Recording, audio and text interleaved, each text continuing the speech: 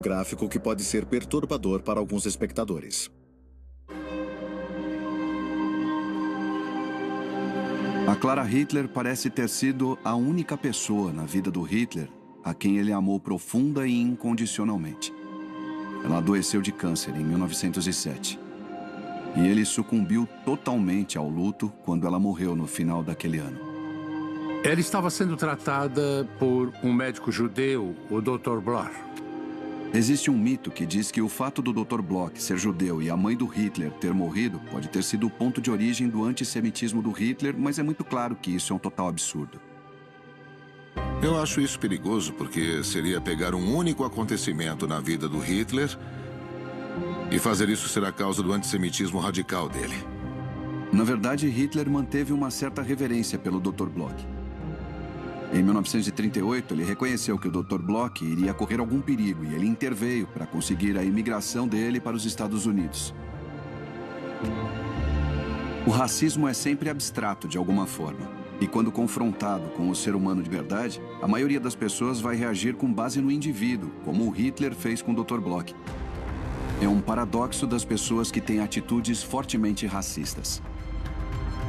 Quando nos perguntamos de onde vinha o antissemitismo de Hitler, não estamos só falando de qualquer antissemitismo clássico. Eu acho que o que realmente estamos perguntando é como esse antissemitismo levaria à ascensão dos nazistas. Como levaria ao Holocausto. Como levaria à perseguição e morte de milhões de judeus. De onde vem esse antissemitismo? O judaísmo internacional será reconhecido por todo o seu perigo demoníaco. De nossa parte, não haverá mais proposta de paz. Eu acho que o Hitler tentava explicar o antissemitismo dele como uma coisa que era necessária. Como uma coisa que realmente vinha da avaliação estudada da situação. Desde o começo, Hitler foi muito resoluto quanto à questão judaica. Judeus tinham que ser removidos da terra.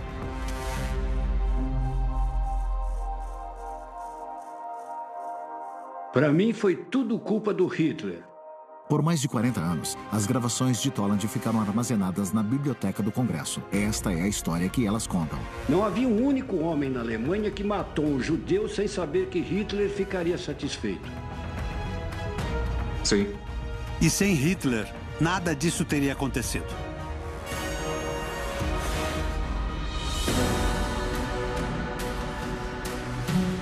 Hitler, as fitas perdidas do Terceiro Reich. Em 1939, Adolf Hitler iniciou uma guerra genocida com violência e velocidade assustadoras. 2 anos depois, Hitler assombra o mundo com um ataque surpresa ao seu aliado, a União Soviética. Esse novo fronte ameaça o futuro do continente e a de milhões de judeus. Parte 5. A solução final, de 1941 a 1944. Eu ainda me lembro da voz do Hitler. Ela era única. Os judeus aqui na Alemanha riam das minhas profecias. Eu vou garantir a vocês, eles não vão mais querer rir.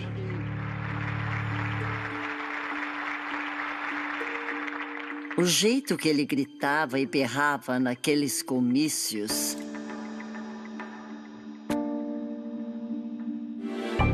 É claro, não existia televisão, por isso eu não tenho uma imagem visual dele.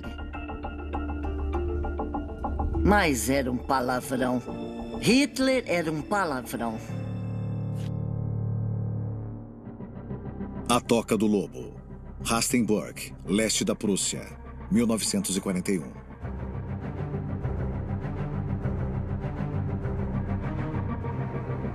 A Toca do Lobo era o quartel-general do Hitler. Fica localizada no meio da floresta com aproximadamente 240 hectares. E tem centenas de estruturas, bunkers enormes de concreto. E é bem protegida, é camuflada. Além das comunicações de rádio, não tinha muito contato com o mundo exterior. Era um lugar horrível. Todo mundo odiava. Era uma floresta com insetos terríveis. As acomodações eram desconfortáveis. Mas se tornou um complexo enorme com perímetros de segurança muito complicados, porque Hitler era paranoico. Hitler passou mais ou menos 3 anos em tempo integral vivendo nesse quartel-general. E foi desse complexo gigante que o Hitler e a elite nazista comandaram grande parte da guerra. Em 1941, Hitler e vários alemães de alto escalão tinham a percepção clara de que os Estados Unidos estavam se movimentando em direção a uma guerra contra eles. Preparação para a guerra. Hitler compreendia que os Estados Unidos seriam uma ameaça séria. Pearl Harbor, Honolulu, Havaí, 7 de dezembro de 1941. Esta manhã nós testemunhamos o bombardeio maciço de Pearl Harbor por aeronaves inimigas indubitavelmente japonesas. Não é piada, é uma guerra de verdade. Isso chega como um choque para o presidente Roosevelt, que não esperava por esses ataques. Isso veio imediatamente seguido de uma declaração de guerra de Adolf Hitler contra os Estados Unidos. A Alemanha e a Itália finalmente foram obrigadas a lutar lado a lado com o Japão, para juntamente defender e preservar a paz e a liberdade para seus povos e impérios contra os Estados Unidos e a Grã-Bretanha.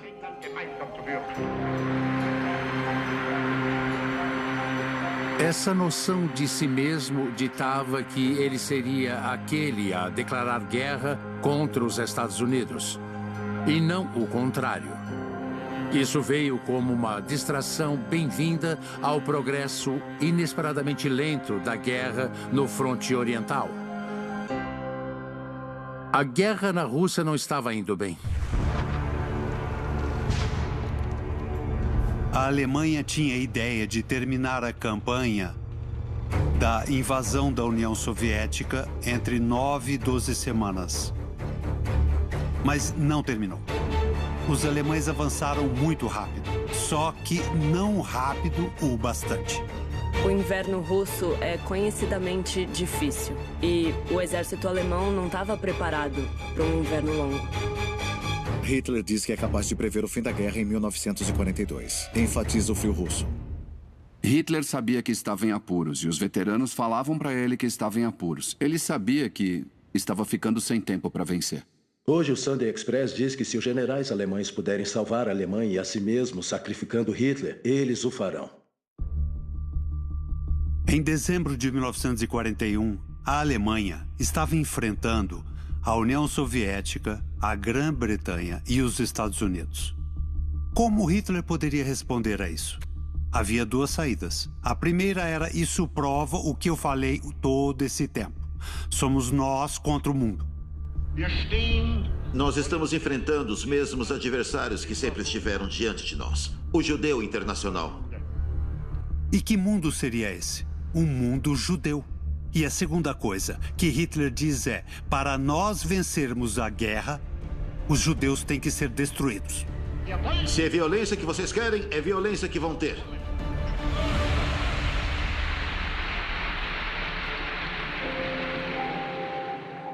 O significado daquilo ficou claro com o envio dos chamados Esquadrões da Morte, que, na verdade, estavam seguindo os passos do exército alemão. O senhor sabe quantas pessoas foram executadas pelo Grupo D do esquadrão sob o seu comando? Nos anos entre julho de 1941 e 1942, o esquadrão anunciou 90 mil pessoas executadas. Isso inclui homens, mulheres e crianças? Sim. Pessoas eram capturadas, surradas, brutalizadas. Eram levadas para um local de extermínio. Todos podiam ouvir e todos podiam ver. Os extermínios eram públicos, não tinham nada de secreto nas matanças. Então, no âmbito local, todo mundo sabia. O próprio Hitler era muito bem informado daquilo. Ele recebia relatórios datilografados. O Holocausto começa com essas valas de fuzilamento. E no fim de 1941, quase 1 milhão de judeus já haviam sido assassinados durante a invasão alemã na União Soviética. Agora os alemães compreendiam que tinham os métodos e a disposição de assassinar judeus em larga escala. Até aquele momento, os judeus que estavam sendo assassinados eram judeus das áreas da Europa Oriental, que os alemães haviam ocupado.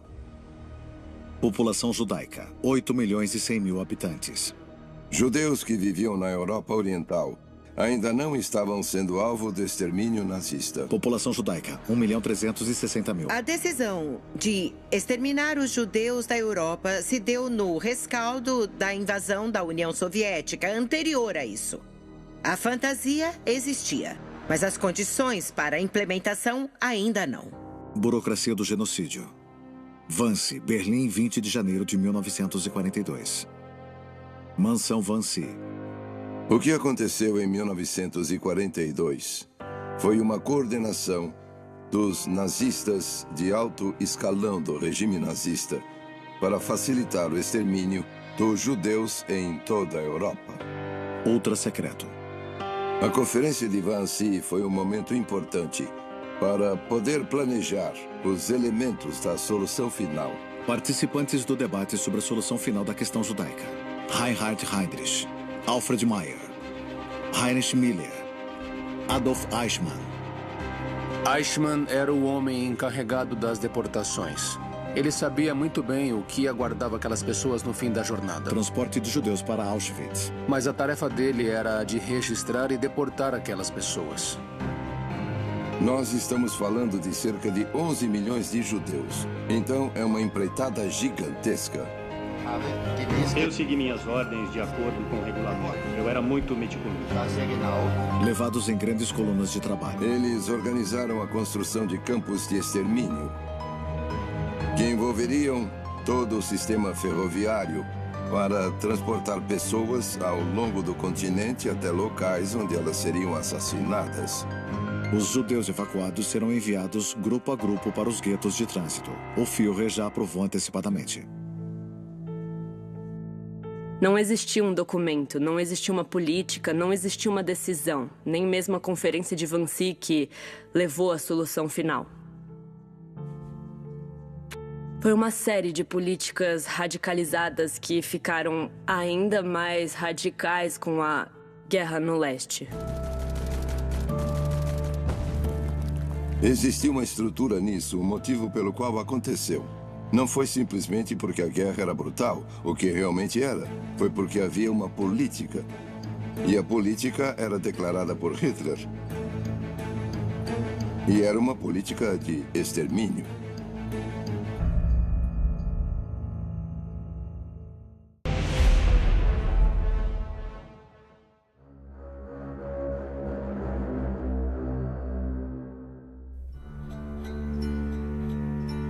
Centenas de judeus foram presos naquele dia, no nosso bairro.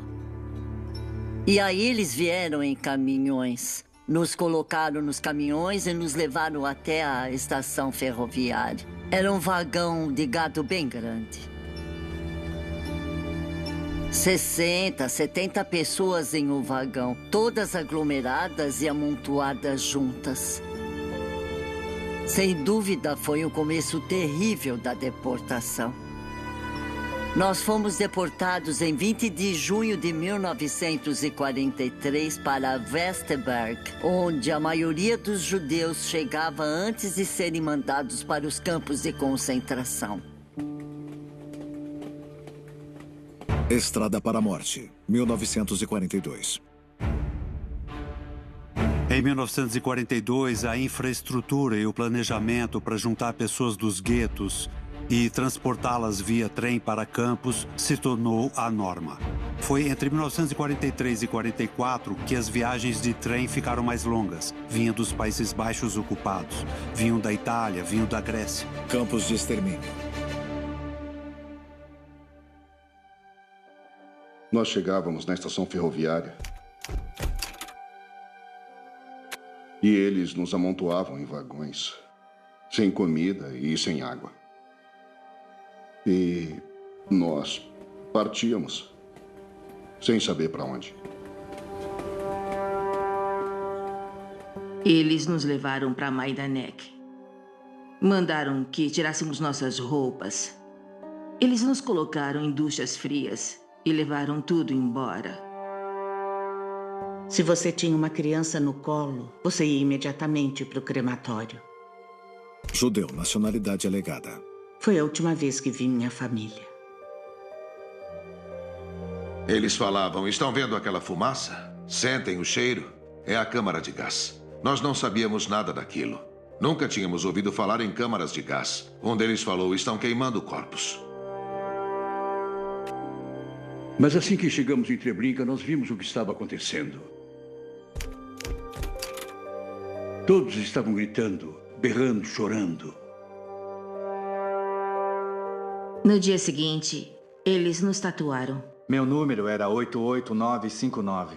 Eu era 88841 e meu irmão era 88842. 2570. O meu era 107984. 65360.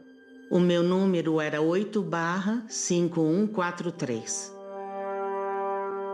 Lá tinha russos, franceses, poloneses, iugoslavos, tchecos. Tinha gente praticamente de toda a Europa, naquele campo em particular. Só Deus sabe quantos milhares havia. O sistema de campos de concentração alcançou proporções quase que inimagináveis. E agora nós sabemos que havia pelo menos 42 mil campos de concentração, subcampos, campos satélites, guetos para judeus e também campos de extermínio formais. Helmno, Treblinka, Majdanek, Sobibor, Auschwitz, Belzec, Auschwitz, Birkenau, Polônia. Quando o senhor diz que os judeus levados para Auschwitz eram submetidos à solução final, o que quer dizer com isso? Eichmann me explicou que o termo solução final significava destruí-los biologicamente. Essa aniquilação acontecia nas câmaras de gás e os corpos depois eram destruídos nos crematórios. Birkenau tinha 4 câmaras de gás e cada uma delas podia matar 2.000 pessoas de cada vez. Depois, os corpos eram levados ao crematório e queimados, e as cinzas eram jogadas em valas no chão ou usadas para pavimentar estradas, ou eles eram enterrados em valas comuns.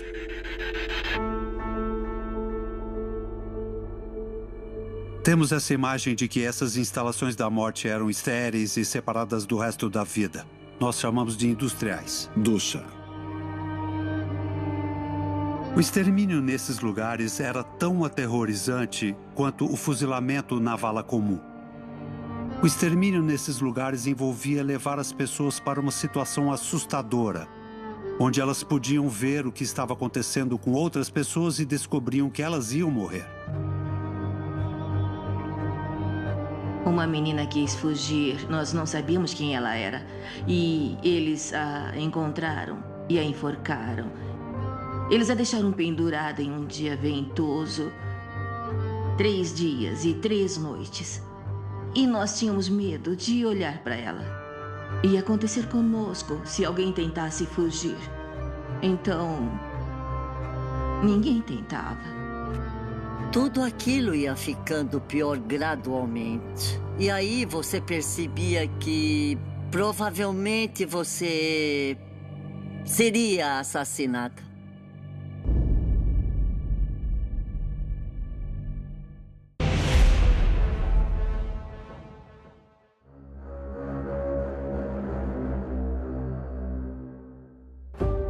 A ordem subscrita. Muitas pessoas disseram que Hitler não sabia do extermínio dos judeus. Sim, ele era inteligente o bastante para ficar em segundo plano. Adolf Hitler nunca visitava os campos de atrocidades. E ele nem visitava as cidades alemãs para demonstrar empatia e apoio para o povo alemão. Hitler, de jeito nenhum, queria encarar o custo humano real do que a guerra dele tinha trazido. Hitler tentava esconder sistematicamente o papel dele nesse processo. Mas ele sabia que era a força motriz em todos os estágios das políticas nazistas para com os judeus. Geralmente olhamos para o Holocausto e pensamos nele como uma coisa que só é possível entender depois da guerra, mas isso, é claro, não é verdade. A palavra Holocausto não existia, mas a coisa era compreendida perfeitamente bem pelas pessoas que observavam. Judeus que estavam dentro do alcance compreendiam o que estava acontecendo. Sabiam que iam ser assassinados. Muitas pessoas perguntam por que vocês não lutaram? Como é que se enfrenta metralhadoras e submetralhadoras com as mãos vazias? Eu queria que elas me dissessem como é que se faz isso cercado por tropas de assalto, com armas pesadas e você lá em pé e sem roupa. A luta devia ter começado antes, quando o mundo soube, desde 1932, quando aquele antissemitismo ficou muito forte e, em última análise, eles deveriam ter sabido o que iria acontecer. Ninguém veio em nosso socorro, ninguém ajudou os judeus. Bergen-Belsen, bloco 60. Tinham várias matérias, só que elas ficavam nas últimas páginas. Ninguém destacava o que estava acontecendo. Então, as pessoas ficavam céticas. Estavam levando criancinhas para as câmeras de gás. Você acreditaria nisso? O que ele começou não foi simplesmente executar a ação.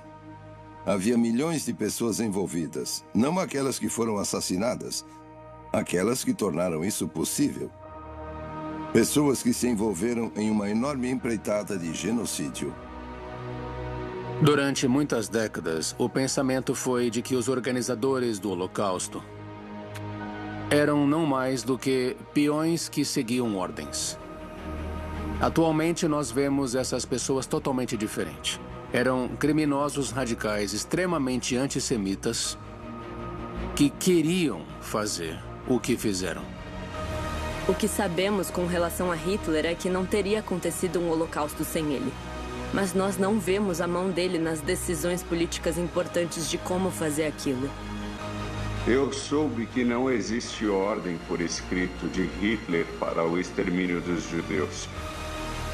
Mas eu conhecia o Himmler e conhecia o Goebbels. Não tem como acreditar que essas pessoas fizeram aquilo sozinhas. Hitler tinha incumbido Himmler de realizar a operação. E Himmler realizou sem questionar. Himmler era um homem muito poderoso. Ele comandava a SS, a polícia na Alemanha. E ele era um seguidor fanático de Hitler. Um fanático completo. Himmler tinha me falado que o Führer tinha dado a ordem para a solução final da questão judaica. Nós, a SS, deveríamos dar cabo da ordem. Se fosse realizada imediatamente, mais tarde os judeus iriam destruir o povo alemão. Os executores. Posen, Polônia. Outubro de 1943. Himmler convoca uma reunião com cerca de 200 oficiais da SS na cidade polonesa de Posen. Himmler sabia que já estava no fim de 1943. E qualquer pessoa com senso de observação sabia que a Alemanha estava perdendo a guerra. E ele sabia que eles estavam envolvidos em um crime terrível. Ainda não existia a palavra genocídio, mas eles sabiam que tinham assassinado milhões de pessoas. Himmler estava tentando dividir a responsabilidade. Ele falava para as pessoas: nós estamos nisso juntos. A maioria de vocês aqui representa 100 corpos estirados um ao lado do outro, quando são 500 ou quando são 1000. Ter resistido a isso e, ao mesmo tempo, ter permanecido uma pessoa decente nos deixou fortes. Esse é um momento glorioso da nossa história, que nunca foi escrito e jamais será. Ele está pintando um quadro aterrorizante precisamente porque ele tenta transformar o genocídio em um ato glorioso. Nós queremos ser dignos do Führer Adolf Hitler. Existe uma referência a Hitler no discurso, que é a referência crucial. Ele falou, nos mandaram fazer isso. E nós fizemos do melhor jeito possível. É por isso que cumprimos o nosso dever. Mais fanáticos do que nunca, mais crentes do que nunca, mais corajosos, mais obedientes e mais decentes do que nunca. Ao nosso Führer Adolf Hitler, saudação! Saudação! Saudação! Várias dessas decisões horríveis que levaram à falta de consideração total pela vida humana vieram em pequenos pedaços. Através de todo tipo de burocratas, policiais e donas de casa, concordando em seguir em frente. Toda uma sociedade pode acabar se envolvendo com muito pouca resistência. O relacionamento do Hitler com seus comandantes militares durante a Segunda Guerra Mundial é uma das histórias mais complicadas e fascinantes de todo o regime. Ele não confiava neles e tinha a propensão de se meter em decisões táticas. O senhor acha que tinha a confiança de Hitler? Não posso dizer que sim. Hitler suspeitava muito dos generais mais veteranos. Para ele, eles eram um produto de uma escola velha e antiquada. Isso, frequentemente, levava a crises muito sérias. Para Hitler, o problema quando se tratava dos generais era que ele exigia o impossível. Lealdade total e inquestionável, mas também altos níveis de competência. Ponto sem retorno. Stalingrado, União Soviética, setembro de 1942. Hitler e seus generais sabiam que, para continuar com o esforço de guerra, eles precisavam capturar recursos na parte sul da União Soviética. Stalingrado, 9 quilômetros. Stalingrado, que tem esse nome por causa do Stalin, era simbolicamente importante para os dois lados.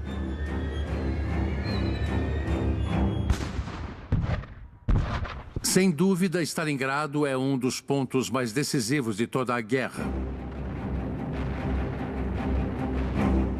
Ela acontece durante mais 5 meses e a batalha atravessa o inverno rigoroso.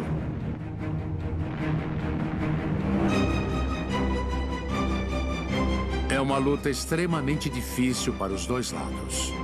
Os alemães estão famintos, sujos e com frio, sofrendo de queimaduras pelo frio e disenteria, e estão derrotados.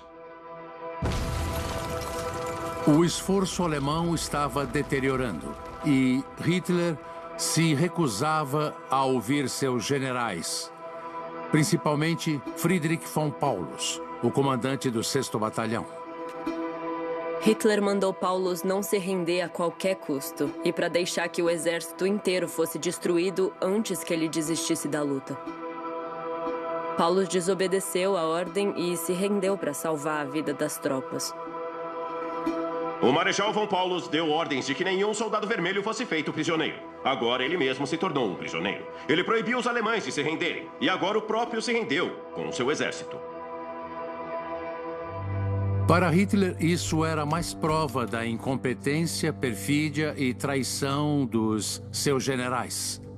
Para a Alemanha, quando a derrota era anunciada, isso tinha um efeito extremamente negativo na opinião pública.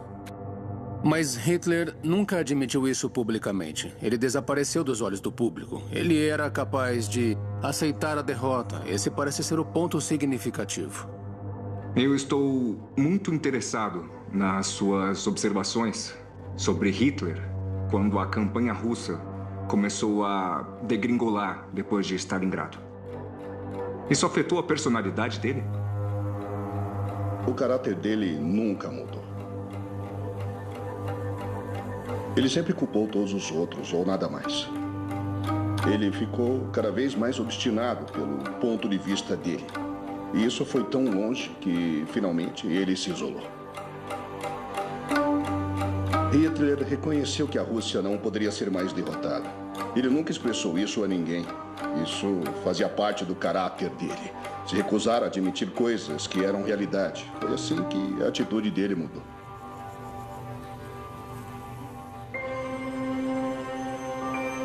Stalingrado deixou claro para todo mundo que os sucessos rápidos dos anos do começo da guerra tinham chegado ao fim. Para Hitler, acho que isso marcou um ponto em que ele perde a cabeça. Ele se sentiu traído pela sua própria raça, pela sua própria nação alemã. Para um pequeno grupo de militares, Stalingrado realmente foi o ponto decisivo que os forçou a tomar a medida extrema, que seria o assassinato de Hitler. Eu recebi um telegrama dizendo: está tudo pronto e precisamos que alguém mate Hitler.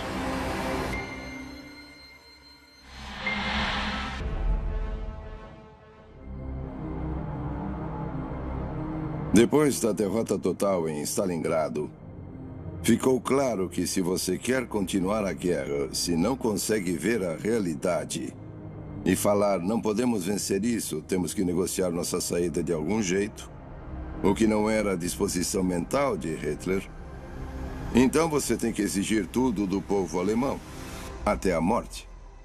Julgamentos de Nuremberg. Nuremberg, Alemanha, 1946. Quando o senhor considerou a guerra perdida?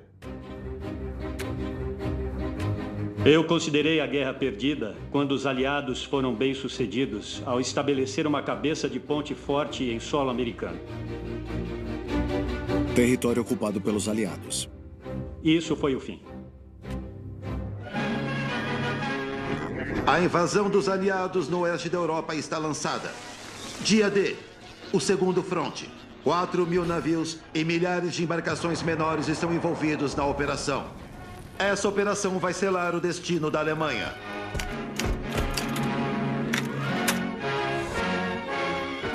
A Guarda Costeira, a Marinha, as Forças Aéreas desembarcaram centenas de milhares de britânicos, canadenses e yankees na porta de Hitler dentro de poucos dias. Esse foi um dos maiores sucessos de inteligência para os aliados do Ocidente em toda a guerra, porque os alemães nunca descobriam onde os aliados iriam desembarcar. A invasão. Eu estou interessado em tudo o que você puder se lembrar com relação aos detalhes daquele dia nos quartéis generais. Eu estava esperando um homem muito sério. Ele chegou com uma cara radiante e falou: "Ah, agora começou." Como se fosse algum tipo de festival. Ele era um grande ator. Fingindo que não era um desastre? Exato.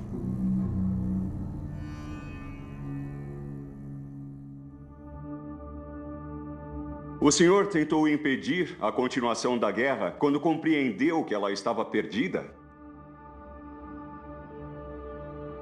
Eu tentei convencer Hitler 2 vezes a mudar a conduta da guerra ou para encerrá-la.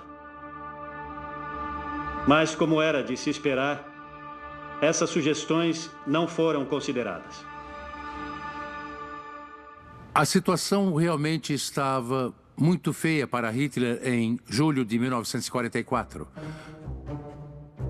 Nós sabemos que existiram cerca de 40 pessoas que planejaram assassinar Hitler desde o momento em que ele se tornou chanceler até o fim da guerra. Hitler tinha uma sorte extraordinária. Ele sobreviveu a várias tentativas de assassinato das quais ele não deveria ter sobrevivido. Führer ileso. Estava muito claro para a maioria dos alemães em posições de poder que eles iam perder aquela guerra. E isso era muito importante para a resistência anti-Hitler, particularmente os oficiais que formaram o núcleo da Operação Valkyria. Os homens no planejamento eram do exército.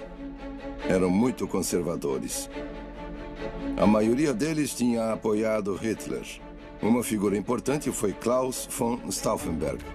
Stauffenberg era um homem muito enérgico e entusiasmado, que trouxe o impulso de energia que o complô precisava. Uma bomba da Toca do Lobo. No dia 20 de julho de 1944, Stauffenberg estava informando Hitler. Ele entra na sala de reunião com uma bomba na maleta. Estava tudo como de costume. A porta abriu e lá estava Stauffenberg. Maleta. Klaus von Stauffenberg. Eu não vi que ele colocou alguma coisa debaixo da mesa. Sei. E nem vi que ele saiu da sala de novo.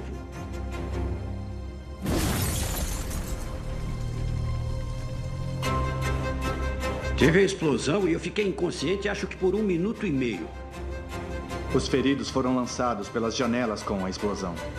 A sala incendiou. Tinha chamas em volta. Ficou uma tensão tão estranha no ar e, de repente, alguém gritou: médico.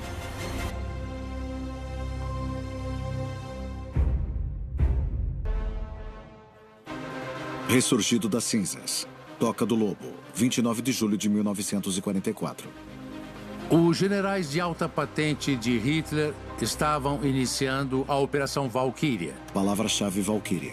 Eles iam matar Hitler plantando uma bomba debaixo da grande mesa de carvalho onde Hitler estudava mapas na Toca do Lobo. Stauffenberg tinha deixado a maleta bem ao lado do Hitler. Mas parece que alguém empurrou ela para trás de uma perna pesada da mesa. E quando a bomba explodiu, aquela perna pesada serviu como contenção. Stauffenberg e o cúmplice dele conseguiram escapar da Toca do Lobo por pouco. E eles embarcaram em um avião que aguardava para levá-los de volta a Berlim. Quando Stauffenberg voltou, ele falou: Hitler está morto. E com certeza ele acreditava que Hitler estava morto. Hitler não morreu. Eles falharam. Hitler ficou ferido, os tímpanos dele estouraram, ele tinha farpas na perna e o cabelo ficou chamuscado. O braço dele ficou inchado. Mas ele estava muito vivo. Eu fui ao apartamento de Hitler, no bunker, e o enfaixei. Ele estava muito animado. Ele não estava com raiva? Raiva, não. Ele parecia feliz porque agora ele tinha a oportunidade de tomar medidas contra todo o grupo que estava resistindo a ele. Imagino que ele tenha ficado com raiva. Então, Hitler respondeu com raiva. O coronel Klaus von Stauffenberg foi baleado. Stauffenberg e alguns dos associados mais próximos dele foram fuzilados na hora, no quartel-general militar em Berlim. Uma pequena camarilha de oficiais ambiciosos e inescrupulosos e, ao mesmo tempo, irracionais e criminalmente estúpidos armaram um complô para me eliminar. Ele ordenou cerca de 5.000 prisões. Muitas dessas pessoas foram a julgamento. Muitas foram torturadas e muitas foram executadas. Quando Hitler teve uma noção da escala total da resistência, ele ficou profundamente chocado. Isso só aumentou a tendência dele à paranoia. Bem no final, a pressão psicológica acumulada certamente teve um efeito deletério nele, tanto física quanto psicologicamente. Naquela altura, ele estava em um estado deplorável. Foi especulado que ele tinha doença de Parkinson. Alguns especularam que ele estava em um estágio terciário de sífilis, porque ele se agitava e tinha tremores.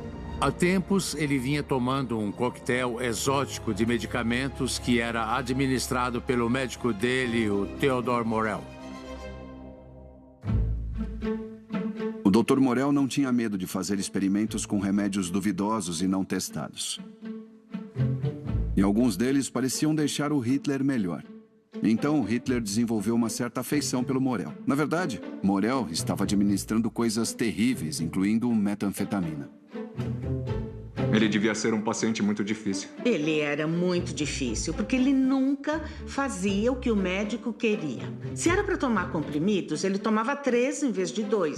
Ou seja, ele parecia uma criança. Ele desobedecia. E sem dúvida, essas drogas estavam começando a causar um efeito péssimo nele em 1944. Tudo isso começou a escalar. As baixas aumentavam, o desespero aumentava, a comida estava começando a ficar cada vez mais escassa. Foi um momento terrível para os alemães comuns. E a destruição das cidades alemãs eram intensas. Existia uma lógica de destruição criada dentro daquela guerra, de que tudo tinha que terminar com a destruição rápida de todo mundo. Eu acho que existem muitas perguntas não respondidas sobre por que ele fez o que fez. O motivo de sermos tão fascinados por ele é que parece que ele está nos dizendo alguma coisa diferente do que nós pensávamos sobre a natureza humana. Nós não achávamos que um ser humano seria capaz de matar 6 milhões de pessoas. 50 milhões, se for para contar com a guerra que ele começou. Sempre tem aquela preocupação na história de querermos compreender a violência num nível inimaginável. Mas talvez nem tanto assim. Ao mesmo tempo, também é problemático dizer simplesmente que era uma época diferente e que Hitler era maligno, como todos que o seguiram. Isso não nos permite olharmos para nós mesmos e para os potenciais que podemos enfrentar no futuro. Foi o que nós passamos. E todos torciam para que chegasse o dia em que seríamos libertados. E nós só vivíamos com um pensamento na nossa mente: viver um dia a mais do que Hitler. No fim, lá no bunker, provavelmente o Hitler entendeu que não havia saída. O último exército de Hitler foi o das crianças de Berlim. Ele belisca umas bochechas e manda eles pra morte. Quando eu entrei no campo, eu vi o inferno. Se queremos conceber um mundo onde esses crimes contra a humanidade não aconteçam mais, nós temos que conversar sobre Hitler e o Holocausto.